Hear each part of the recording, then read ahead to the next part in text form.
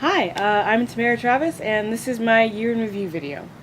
About myself, I learned that I am really good at things that I'm good at, but for things that I'm not so good at, I tend to shy away from them and give up on them as opposed to trying harder at them. Things usually come pretty easily to me, so when they didn't, it kind of took me for a loop, and I didn't know how to respond, and I oftentimes gave up. A math concept that I learned this year that I will never forget is exponential and logarithmic functions. I do not think I will forget these simply because I can't afford to do so.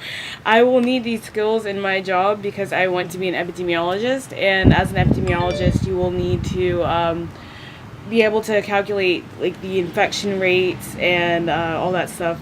So I'll need to be able to calculate that, though there are devices and machines that can do that for me, like calculators.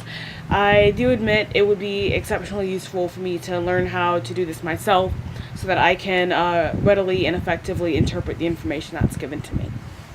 A topic that I liked this year was the unit circle because it is straight memorization, and memorization is one thing and quite possibly the only thing that I'm good at.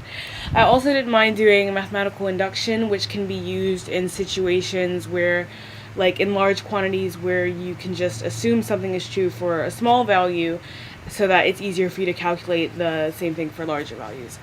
I didn't like complex zeros, finding zeros, or anything with imaginary numbers because I don't understand why I have to work with things that don't even exist.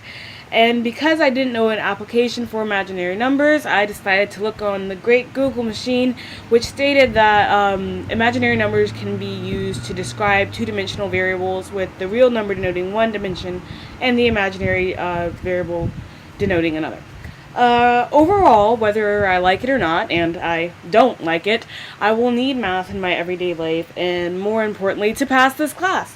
This year has pushed me to the limits of my knowledge and even expanded them, but God, am I glad that it's over.